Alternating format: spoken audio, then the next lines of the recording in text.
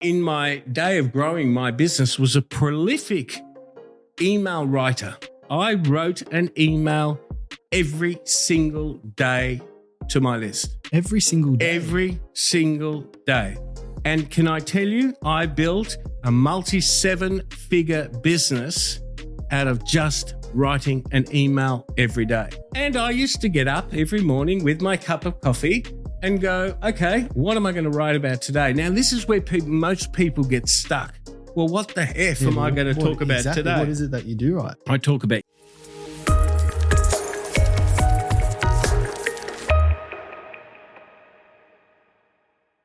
So in this episode, we're going to dive deep into how we leverage the data we currently have access to. Too often we see entrepreneurs and salespeople following the same follow-up process where they're not creating a well-crafted message. In this episode, we're going to go through how to convert our data we currently have access to through them taking inspired action to generate a sale.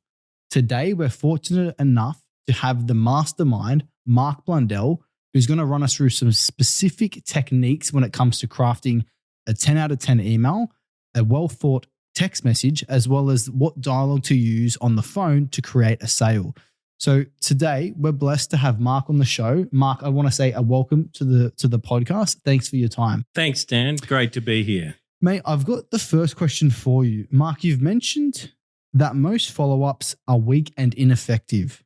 What do you see as the biggest mistake salespeople make when trying to engage their lists through emails, texts, or calls? Well, I think one of the biggest mistakes is to keep doing what traditional sales training keeps telling you and reminding you to do.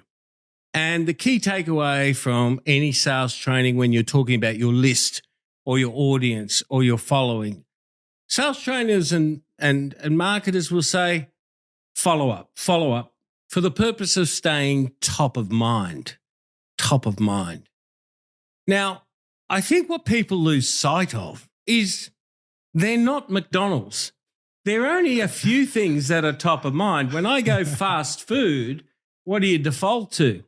Macca's, KFC. Okay, so, well, we've got a split between two.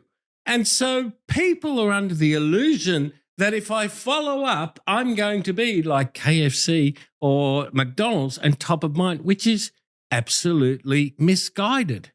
Okay, if you've created an experience for your client where through some interaction, whether they've transacted with you or not, maybe they've seen a bit of content from you or they've decided to, join your email list or whatever, you've created an impact, right? If that impact was impactful enough, they will remember you. And so the necessitation to stay top of mind draws in an effort of energy that's going to yield a very poor result. I coach some high-performing, and I'm thinking about someone in particular, high-performing real estate agent. And he talked to me about making, I make 50 calls a day or a week. I can't remember whether it was one or the other, but it doesn't matter. And I said, well, what's the essence of making those calls? And he said, I talk to buyers on my list, sellers on my list, and I just check in. And I say, why are you doing that?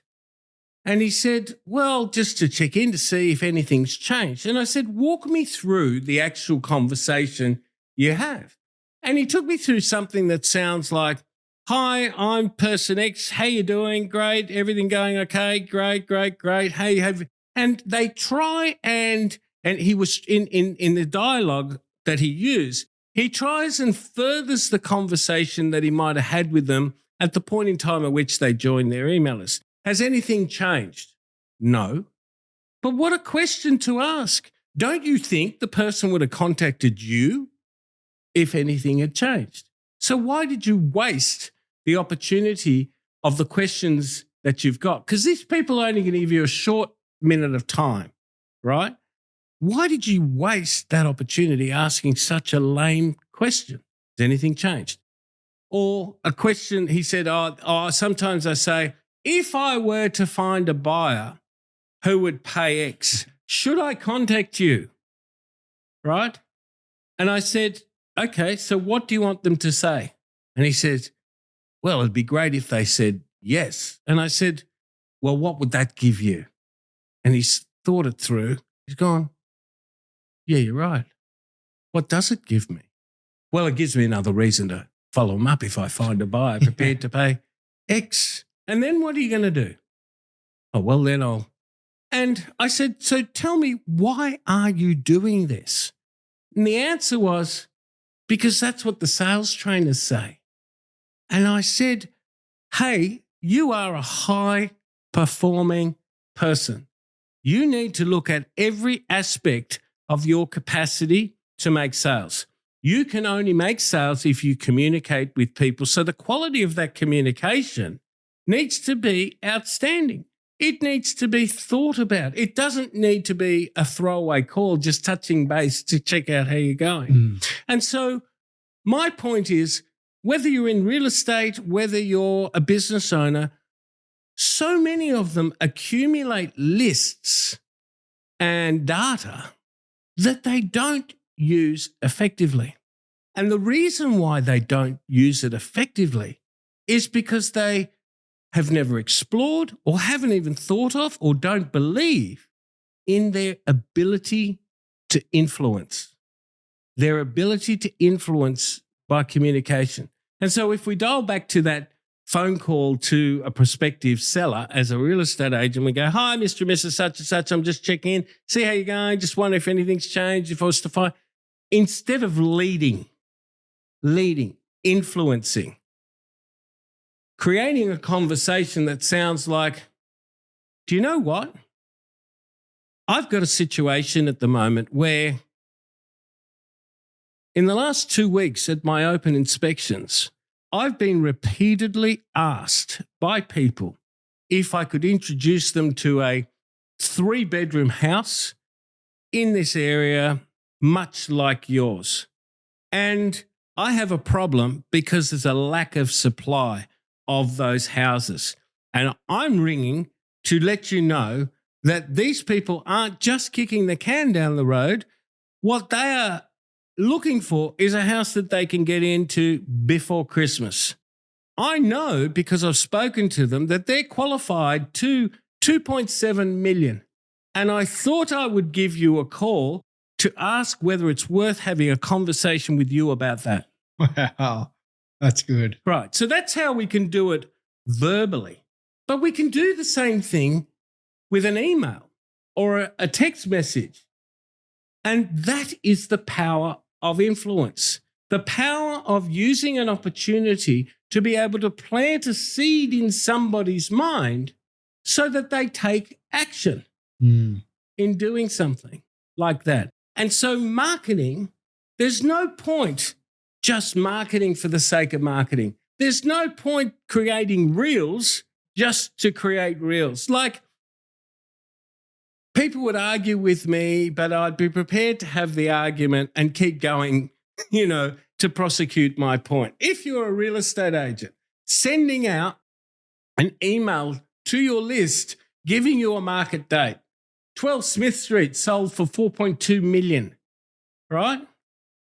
So you send that to 2,000 people. What's their response going to be? Well, 12, people are going to go, well, great piece of information that. 12 Smith Street sold for 4.2 million. So what? How does that help you make any sales? How does it help them? I can stand underneath Centrepoint Tower and look up and gather a crowd and go, did you know Centrepoint Tower is 375 meters up there to the very tip? How does that help anyone? And I just made it up. So that's what I mean by ineffective communication. The goal of communicating is to move people. And surely you're in the business of making sales. You can't make more sales or you can't leverage the power of your list or the volume of your list unless you're suggesting to people outcomes that send off, if you like, a firecracker in the head of imagination that causes them to move. Does that make sense? Yeah, so it sounds like going from picking up the phone to be front of mind to using strategically thought out dialogue or script that engages their emotions Is that the kind of angle you're talking about? Absolutely. There's an old adage, and, you know, as someone who often speaks at workshops and seminars, etc., and look, there's a lot of people that talk about my subject. I mean, there's a bucket load of stuff on YouTube about marketing, for instance. Okay? So the way in which I can make sure that the efforts of my message resonate with people is to move them emotionally. People will long forget what you said, but they'll always remember how you made them feel. And the essence of that concept needs to be dialed in, whether you're making reels, videos, sending emails to your list, sending text messages out, or making cold calls. If you can't construct a conversation with your intended target that moves them, then it's ineffective. And, you know, I see lots of, and I know you've got a bit of a real estate following, I see lots of well-meaning agents who've been to some seminar where they've been told, you need to post daily. And their posts are, hello, everybody, I'm outside of 12 Smith Street, Smithville, which we've just sold for $4.2 million. Now, what does that tell the viewer about the service that this one person can provide? How does that communicate any unique, proposition to a potential client? Bottom line is, it doesn't.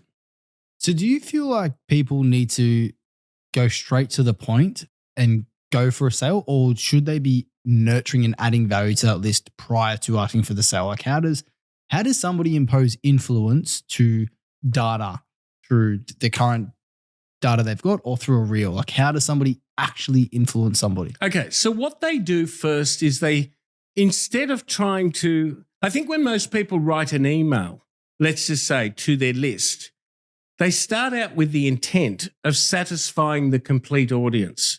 And so they look at it wrong to start with. They start out with the thought of, how can I write something that everyone's going to be interested in?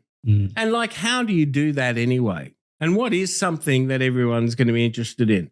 Well, can I really communicate an event like the US has just changed presidents? Because that's what everyone's interested in. And here am I in my own little entrepreneurial business. Well, what's my equivalent? So I don't have something that is going to, entertain everybody. And so the starting point must be, don't need to entertain everybody.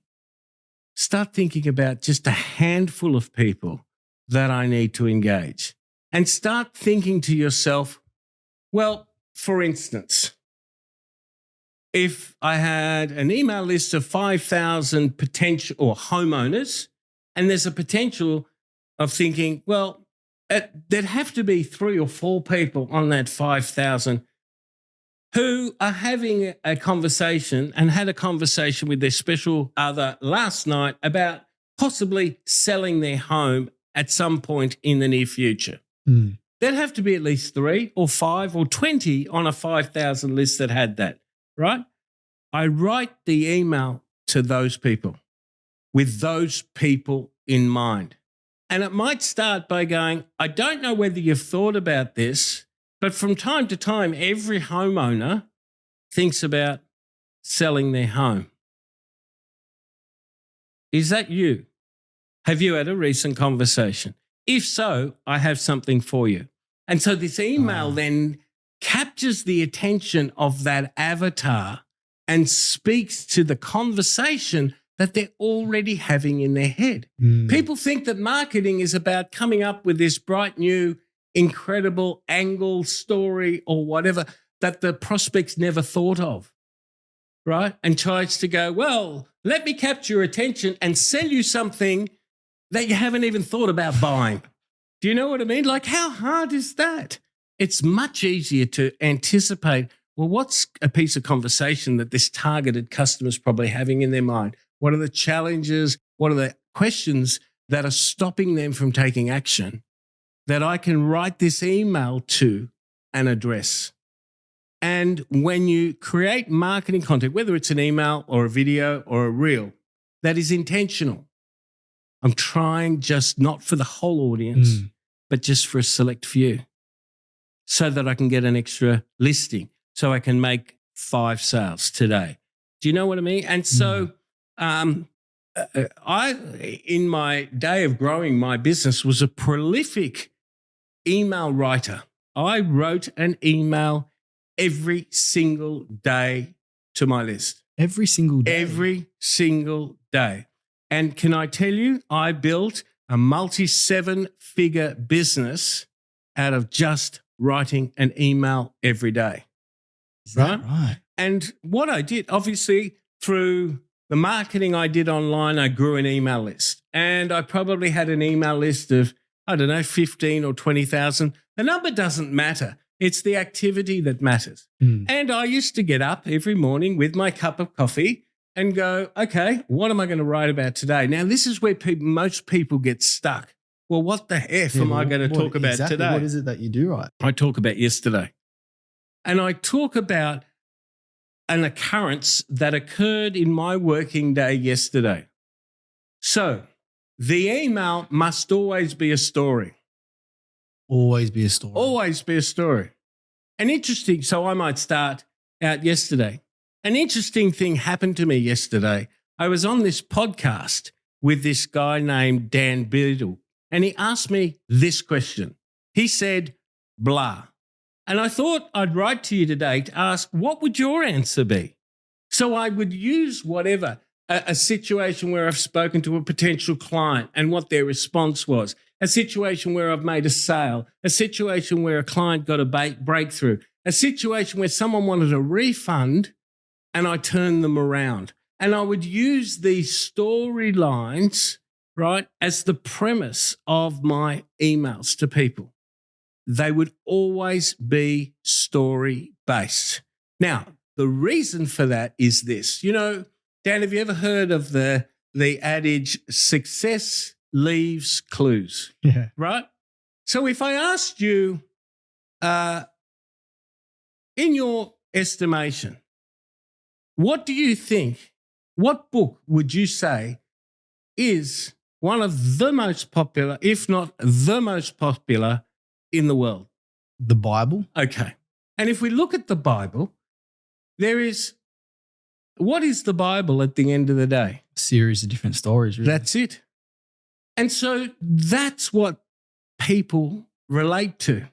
People need to read stories. And when you're writing stories to that handful of people on your list, or creating a reel or a short video sales letter or whatever you're doing, you have to think, I'm just talking to that person. And the best method of communicating in a way that resonates with them is by telling them an interesting story, right? And yesterday is always great fodder for today's story. Everybody who has to write an email had a yesterday. Like the newspaper. Everyone has a yesterday storyline. Like I could say to you, tell me what happened yesterday. And you go, I don't even know. Don't even know what happened this morning. And I might go, well, what did you do at 9 o'clock, 10 o'clock? And there would be a little story there that you could turn into an email. So conveying your message through the use of storytelling is really important, number one. 2, when you're writing an email, it is so important that you create contrast and conflict. Contrast and conflict. Contrast and conflict. So let's deal with the latter first. Conflict.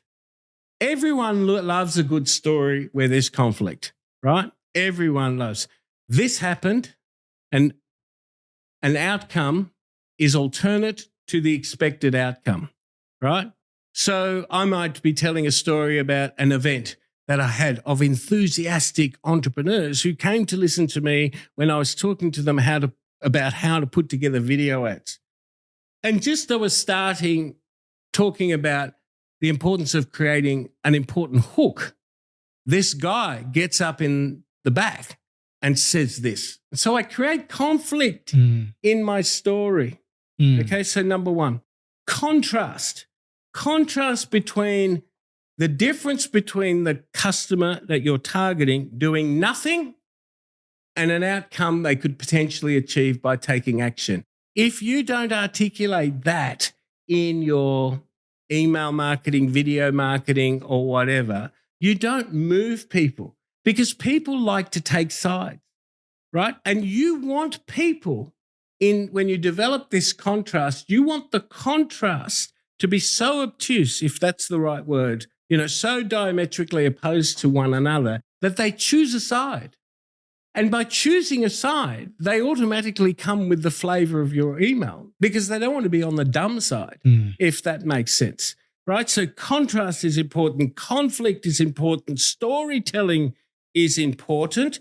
And a call to action is really important. If you don't describe what the next steps are, they won't take them, right? So if you just leave it like, so if any of this resonates with me, give me a call. Like people just go, if you would like an outcome very similar to and you would like this, this, and this, then reply. And so this is the next bit. Convenience of reply to your call to action is so important. You've got to make that response as simple as possible for the person to do.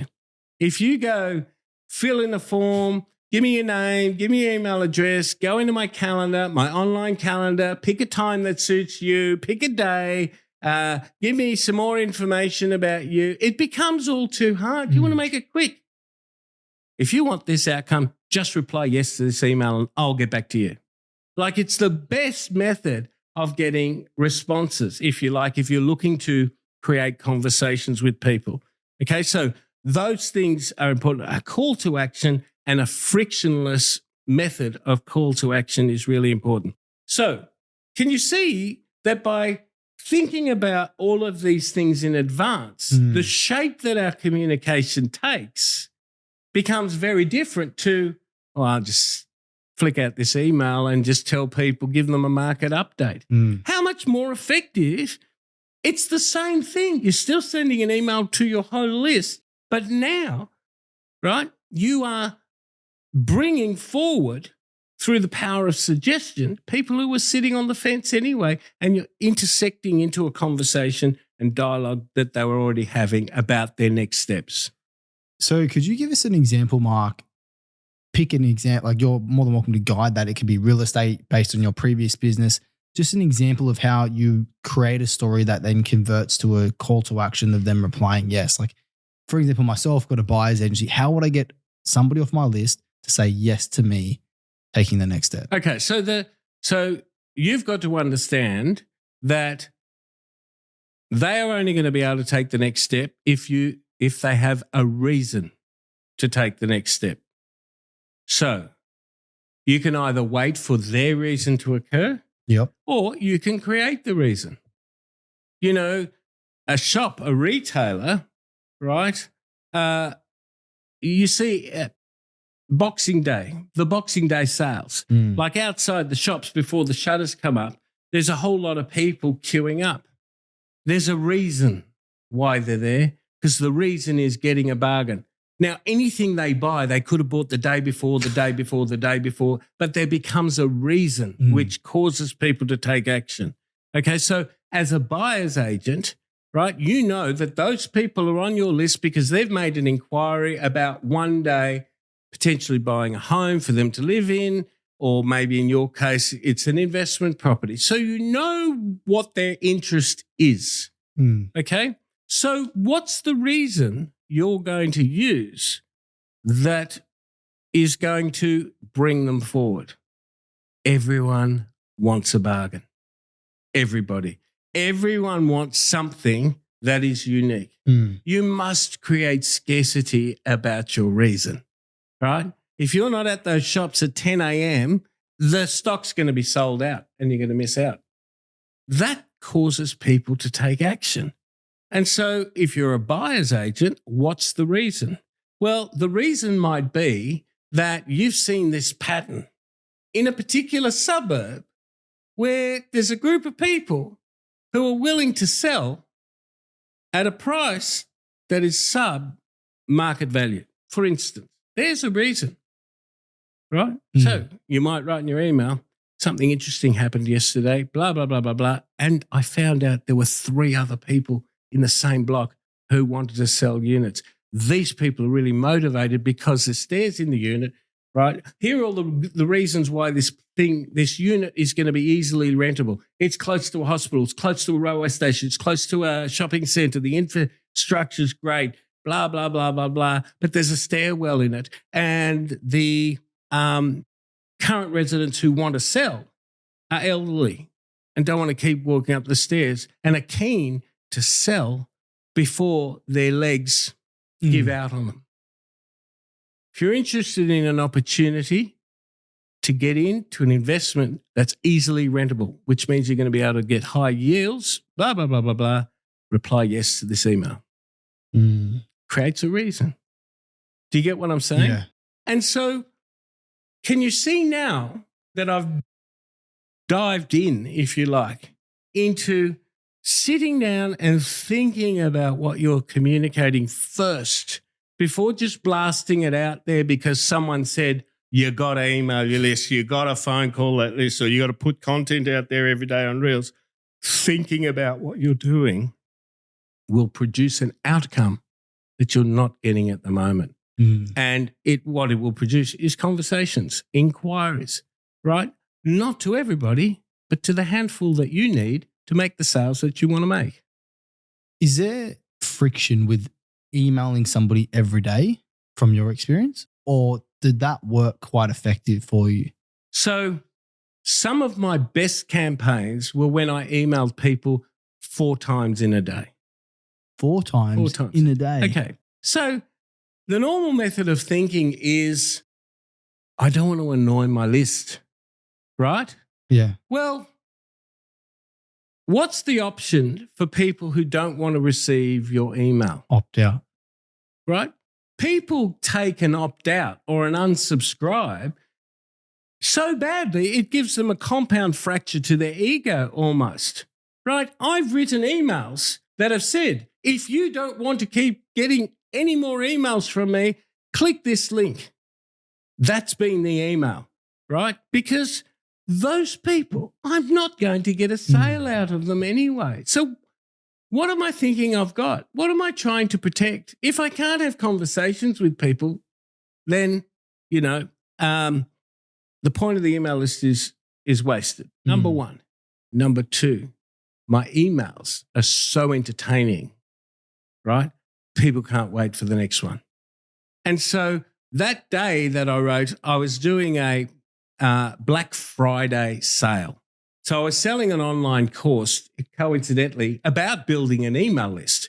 And one of the guys that I had working for me, John, who was my general manager of my business at the time, I wrote 4 emails about him flipping out, right, and telling me that I was ridiculous because I'd reduced the normal price of this course because of Black Friday, right? And through the course of the 4 emails, I created this storyline that I had to tell John to go home in the middle of the day. And the 3rd email was a picture of him, right, in his garden with a pitchfork in there holding his finger up. And so I made it entertaining in this whole storyline. And I sold more in that day from sending 4 emails in the day than I ever did sending 1. Wow. It's just a different way of looking at it. And so people have to question themselves, right? Where you go, I think sending an email per day, that'd be a bit much, wouldn't it? Well, where did that information come from? How did it get there? Who told you that? Who told you that? Right? Because your local television station doesn't take that attitude with the 6 o'clock news bulletin, right? They put one out every single day. Why? Because it's entertaining and it engages, okay? And I often challenge my clients and I go, aren't you the one that said you wanted to be top of mind? That's right. Fair point. Fair point. So what would you say is the most effective out of the 3? An email, text, or phone call? Well, it depends what you're selling, first of all. What is your goal? Are you trying to get an appointment in your calendar? Are you trying to strike up a conversation? Are you trying to sell something? Or are you trying to get someone to do something? Depends. Yeah. Like, are you trying to get someone to give you a referral? Are you trying? Can we dig deep on that? How would I get a mortgage broker to give me a referral? Okay, so it's a great question. Can I tell you, I did a lot of work with mortgage brokers, and through, the early 2000s and to up to about 2010, when the likes of companies like Mortgage Choice, Rams, Aussie, Wizard were really growing their brands, and mortgage broking was a real thing, really taking a stranglehold. So these companies used to get me to speak at their national conferences or their regional conferences. And back to my point about it's not your message, it's how you made them feel that resonates with people. And I'll come back to that point in a minute. But one of the things I used to talk about in my presentations was the power of generating referrals. And a mortgage broker would say, well, there's no point contacting real estate agents because they've all got their own in-house mortgage brokers. And there wouldn't be a real estate agent out there who didn't have a relationship with a mortgage broker. And so through my presentation, I'd go, who agrees with that? And everyone would put, real estate agents are a freaking waste of time, aren't they? Put your hand up. And then I'd walk around the audience and I'd come up and I'd go, g'day, mate, what's your name? And you'd go, Dan. And I'd go, Dan, do you have a good relationship with a real estate agent? You're a mortgage broker. And you'd go, yep. And I said, do you have one with a real estate agent where you're like that? Like there's no way anyone would ever penetrate that relationship. And I go, if you said no, I'd find someone else who did. Right? And you go, no. Him and I are this. We went to school together. So, okay. Now, how many people would call this real estate agent? No one, to get a referral. And I go, watch this. Do you mind if I call him? And you go, yeah, go for your life. And I would make a live telephone call in front of the whole audience. Now, people used to think I was amazing. What amazing courage to do that in front of a big audience, because far out, you could fall flat on your face. But I know that how to construct a call in a way where I was absolutely 99.9% sure I'm going to get a yes. Wow. Right? 99. So for me, it was a no-brainer, but my God, it looked like a great magic trick. And so I'd call this guy and because I knew how to structure the call, and I'd go, g'day, is that Michael? Yep. Hey, Michael, you don't know me at all. My name's Mark Blundell. I'm from XYZ Mortgage Broking Company. How you going? Pretty good. Now, Michael, I know that you've probably got a relationship in place with another mortgage broker. I'm not calling about that. I'm wondering if you can help me. So what's his answer going to be? Of course. Yeah. How can I help? From time to time, I have people in the area looking to buy an investment property. I specialize in working with clients who want investment property loans, and I get them approved. However, these pre-approvals go stale if I don't present them with a house for sale. And I was just wondering if from time to time when people go, can I buy, I'm looking for a unit in Smithville, whether I could refer them to you. That's smart. And I'd say, that's really smart. Hey, nothing. Right? And what was his answer be? Fucking oath. Okay. And of course, if it ever so happened that someone was looking for a mortgage, maybe you could refer them to me. What are they going to say? Yeah, no worries, mate. Okay. Excellent. Mate, do you mind if I set up an appointment, come and see you, da-da-da? Yeah, no worries. Book in the calendar. And then everyone would start clapping.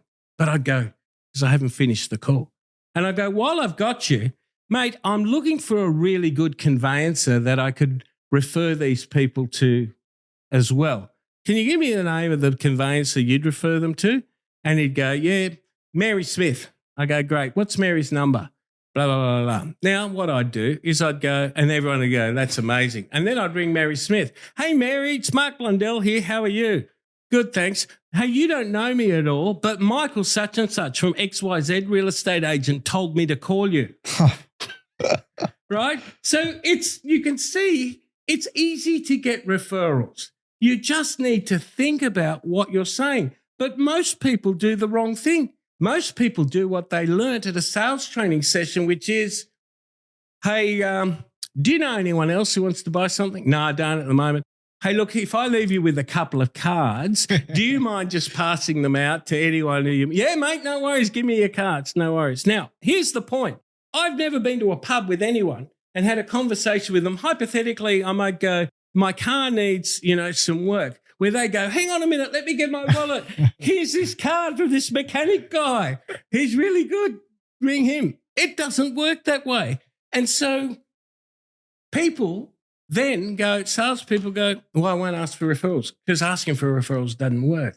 Yet if they thought about what they were doing and choreographed their communication style so that they got a yes, right?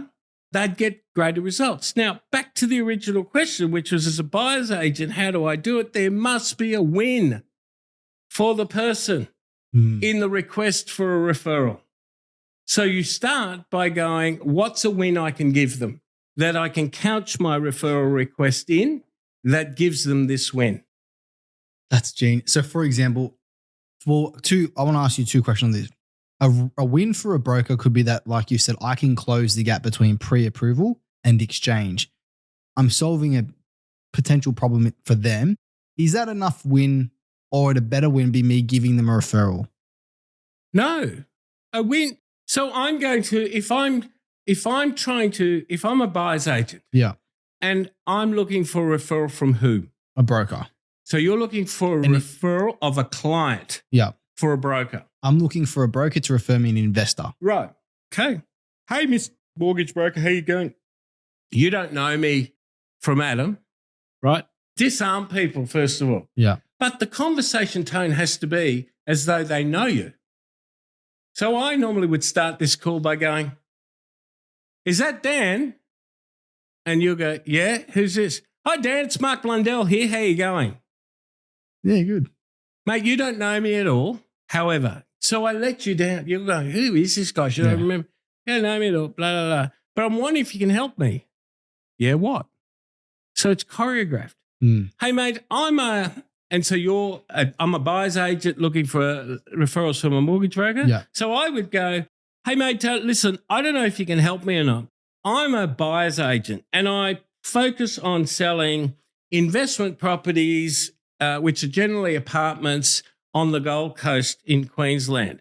I get a lot of inquiries around that. Now, sometimes I show people these units and they get excited about it, but then they go a bit soft on the idea because they think, I don't want to go through all the rigmarole of, filling in all the forms and qualifying for a mortgage and getting pay slips together, and then they lose their enthusiasm. And so I just randomly have grabbed you off Google. I've had a look at your website. You look pretty active there. What I'm looking for is a mortgage broker that I can refer these people to, right? Who can keep their enthusiasm going that I've been able to generate, who can get them across the line without making the mortgage application process too complicated for them. And so I thought I would give you a call to determine whether I could refer them to you or not. That's good. What's their answer? Of course. And do you see when I go back and said, when I used to do that in workshops, how confident I was, like I wasn't going to fall on my face, because what option does the person have but to say yes? Yeah. But so from the outside, it looked like a magic trick. And so when you then ask for because you're essentially offering to give them a win in then giving yourself space to then ask for them. Correct.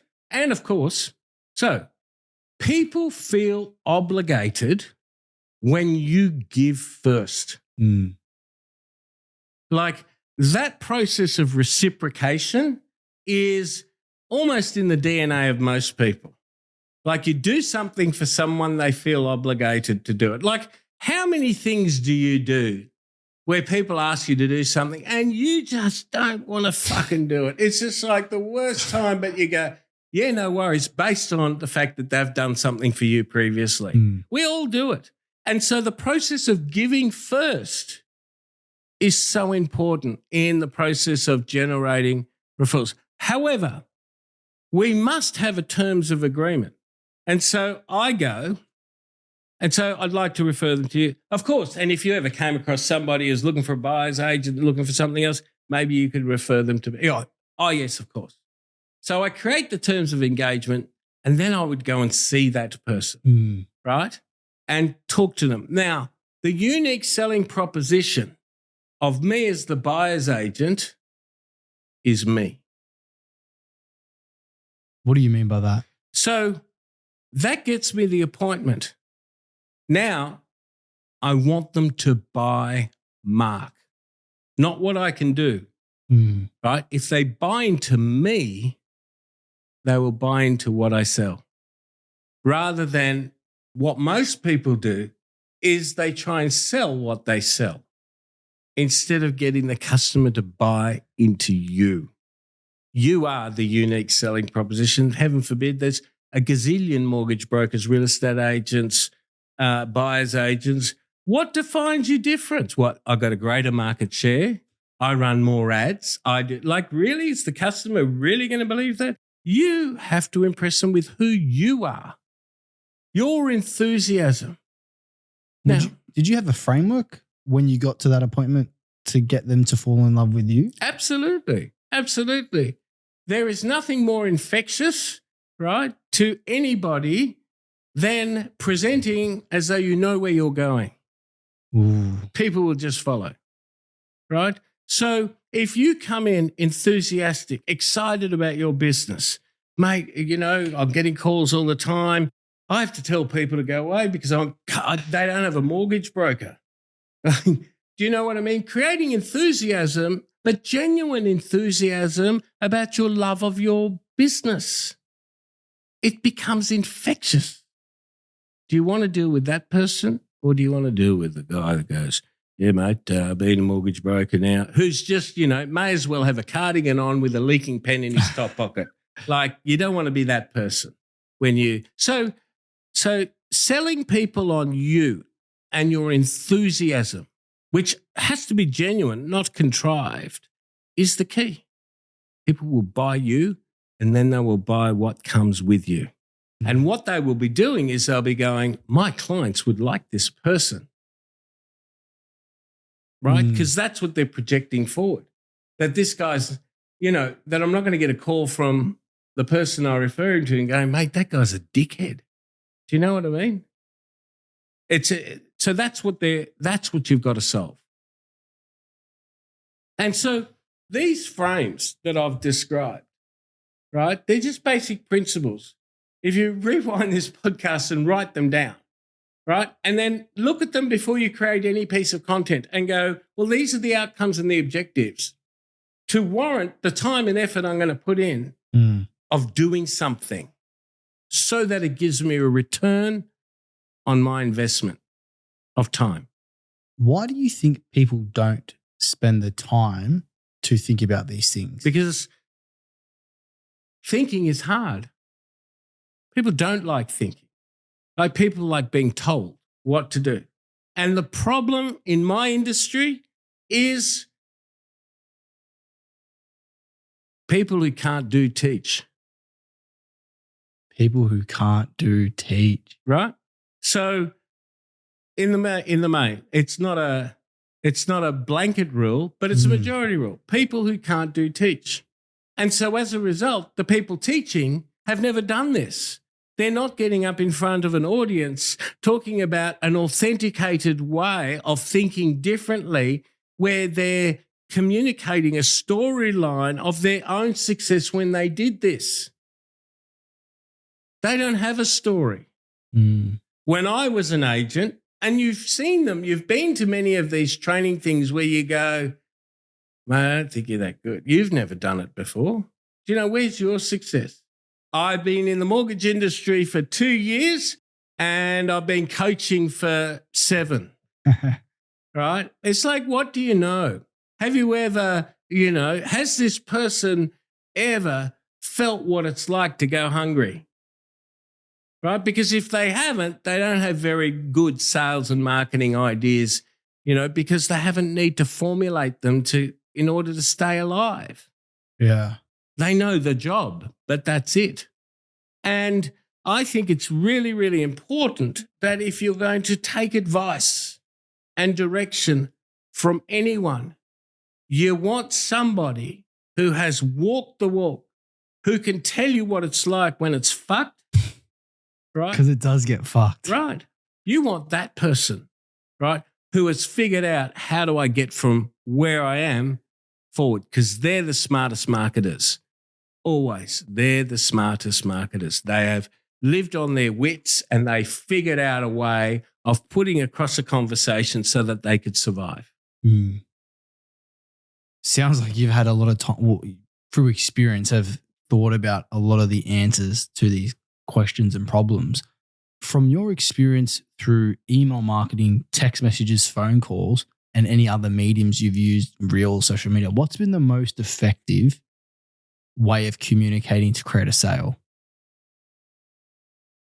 Your capacity to paint a picture of a better place in the future. Capacity to paint a better place in the future.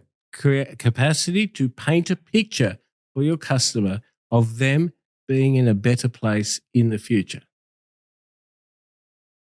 And your way of doing that, irrespective of the platform, is the goal. That's the goal, irrespective of what method you use. If I can't capture their imagination, what are they going to be motivated by? I can't guarantee an outcome because that'd just be bullshit. So I can go, but I can imagine being in a situation whereby, and you did. And the more detail that I can put around what the end outcome looks like, so it becomes easier for the reader, the viewer, to visualize themselves there. And if I can make it so good that it evokes emotions of desire, then I've achieved my goal. But one thing that will trump the emotion of desire is the cost of inaction. The cost of inaction. And so a lot of my emails might spend 10% of their time painting the picture and 90% of the time talking about the cost of inaction, because the cost will emotively weigh heavier on someone than the desire of the end outcome. So that gives them a reason to act. Does that make sense? Yeah, it does. Like if I could use a headline, the solution to the number one thing that keeps hardworking people broke. Right? So that speaks to the cost of not finding that out. Yeah. Does that make sense? Yeah, it does. And so the cost of inaction and quantifying the cost of inaction is super important in effective marketing. If I had a list of 2,000 people, what's the most effective way for me to create a sale this week? As a buyer's agent? As a buyer's agent. 5 emails. 5 emails. 5 emails, I could guarantee you will get a sale. In fact, 2 emails, I could guarantee you'd get a sale. To a list of 2,000, I could guarantee you that. Provided you were good when you talk to them. Yeah. Do you know what I mean? And you could back up the claims that you're making in your email, and it wasn't just throwaway bullshit. But all things being equal, yeah. 2, 3 emails. Wow. Yeah, there's no guarantees or anything. But if there were, categorically guarantee. You know, I have a client who is a very big on social media, has a very big following, and makes an offer through, he does big webinars, makes an offer at a certain price level and spends a lot of money on advertising to get people to come to the webinar. And then he does the pitch and then he makes the offer. And I'm just making up a number here. Let's just say he makes 50 sales as a result of that webinar. right? I can eclipse those 50 sales, right? All that effort, if he has a reasonable size email list, I can outdo his best sales practice by sending 4 emails. Isn't that funny? Because you would have assumed that emails are dying. Well, they are, because they're getting more boring. People are going, let's get ChatGPT to punch out a fucking email for you. And it's like, whoa, look at that. I'm amazed. But it's rubbish.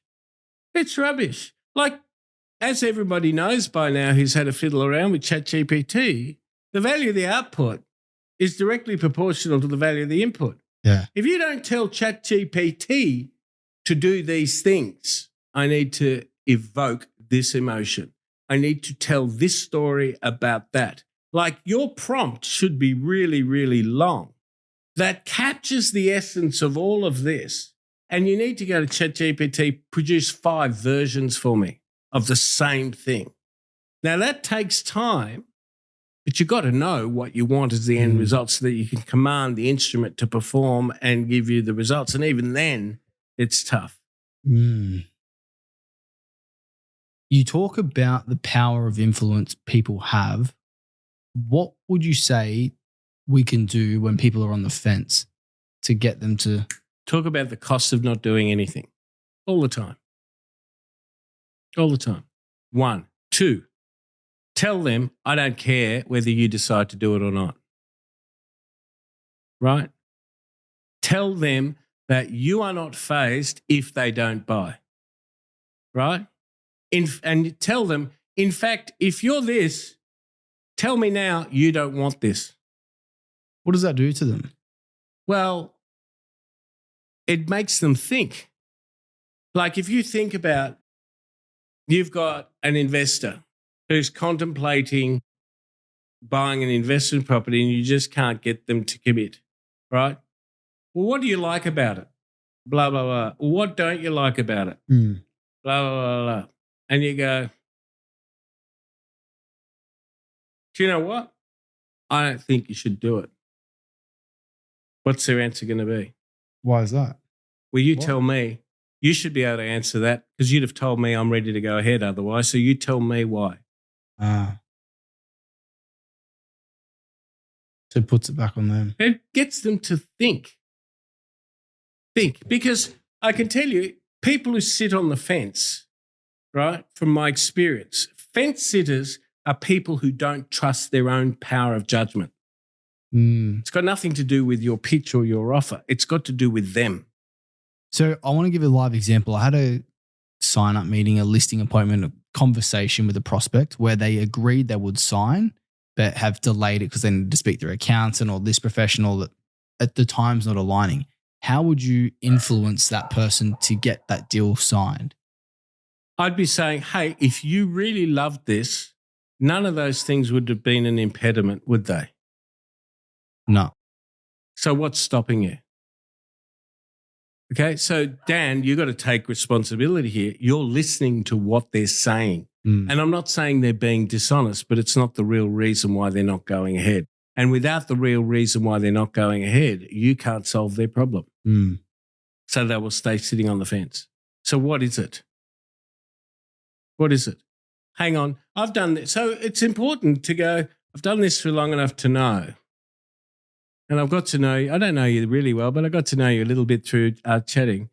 I get a sense that if you really wanted this and you were scared of missing out on it because someone else was going to buy it, none of those things that you articulated would have been an impediment. Would that be fair? So what do you think's stopping you from going ahead? Without the information, you can't solve the problem.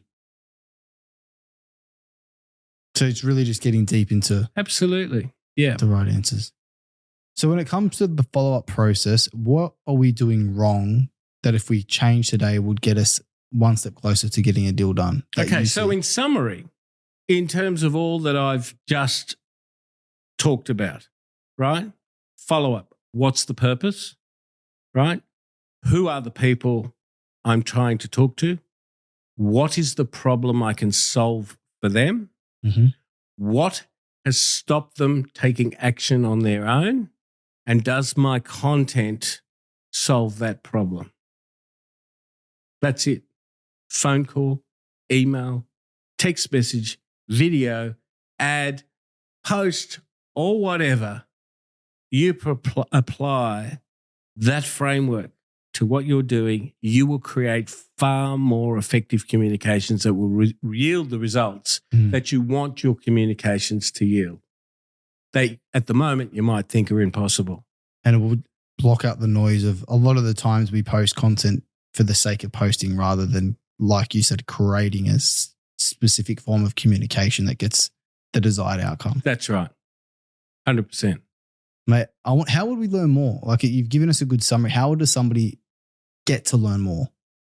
Well, a lot of people say I'm a bit hard to find because, I have a handful of clients and private clients that I deal with, so I don't do a heap of marketing anymore myself.